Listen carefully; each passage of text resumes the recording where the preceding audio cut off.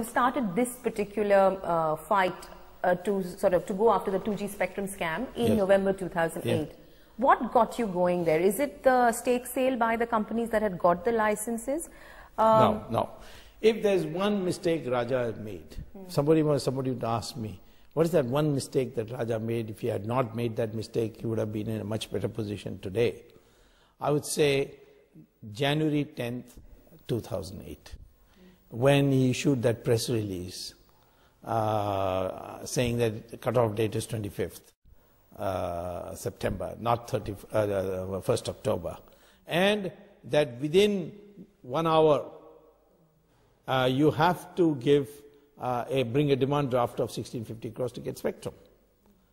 Now that is the turning point, in my opinion, because there was mara-mari, people were disgusted. That evening, or a couple of evenings later, some civil servants came to my house and said, today we feel like committing suicide. And they described what happened. Then I asked them, and they told me, really this is going to be one of the biggest scandals. So I started following. It was getting difficult to get documents and so on. The Indian people have got used to seeing corruption as an endemic problem. Do you think that the way the 2G spectrum case is finally dealt with, we don't know the outcome, but if the outcome is what you would like to see and what people would like to see, which is wrongdoers getting punished, do you think it will be a turning point in the way Indians and India deals with corruption? I certainly think this is going to be the beginning of Indian Renaissance, if you ask me. This 2G spectrum will set so much confidence into the people that it will become the beginning of India's Renaissance. You just released a book at the end of the last year. Called Hindutva and National Renaissance. And National Renaissance, released by RSS Chief Mohan Bhagwat. That's right, Vishwan Parishad Chief also, What I've been reading about what you've written about Hindutva, and your, some of the things you've said on your party website and in your umpteen press releases. I'm wondering if you're like the guys who broke down the Babri Masjid, if you're like the guys who actually, oversaw the massacre in Gujarat. No, Dr. Swamy, because I don't know where to draw the line. I agree. I'll draw the line for you. If your Hindutva is that there is something wrong with you, your divisiveness, your caste orientation, your language, linguistic differences, and that you should rise above this. No more caste. Caste was never meant to be a birth-based concept. Now scrap it because there is no way we can reform it. Become only Hindu. That is you turn inwards. That is my Hindutva. The Hindutva of what happened in Gujarat or Babri Masjid is a targeting of another community. And, I was not in favor of that. But Dr. Swamy, you have asked for Muslims to give up wanting mosques in, Ayodhya and Mathura. Argument is Muslim masjid is not a religious place. It's a facilitation center for reading namaz. In Saudi Arabia, they break masjids all the time. I've read that, Dr. Swamy. I've read some of your arguments. I'm just saying that your ideology of Hindutva also seems to be coming down the definition seems to be based on who you're not and the outsider or the enemy. Yeah, you need an identity for India. And what is that identity? It's not, passport is not your identity. Being together on a railway platform is not your identity.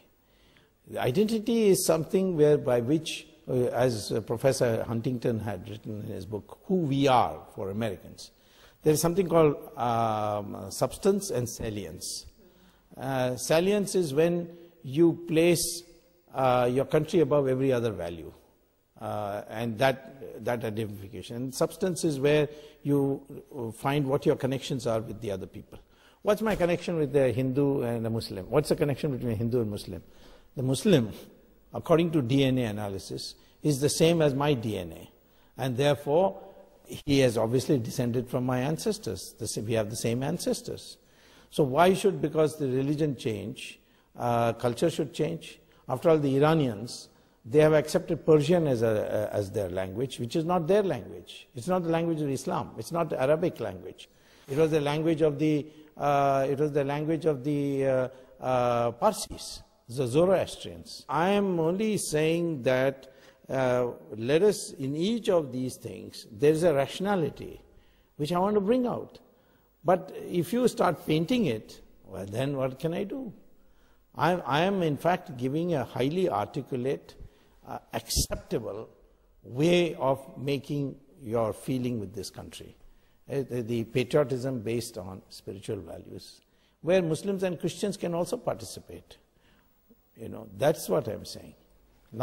There's nothing, it's not comparable to killing them. But they can also participate as saying that they need to get co-opted in the mainstream where the numbers are larger, isn't it, Dr. Swamy? No, you mean the minorities getting co-opted? Yeah.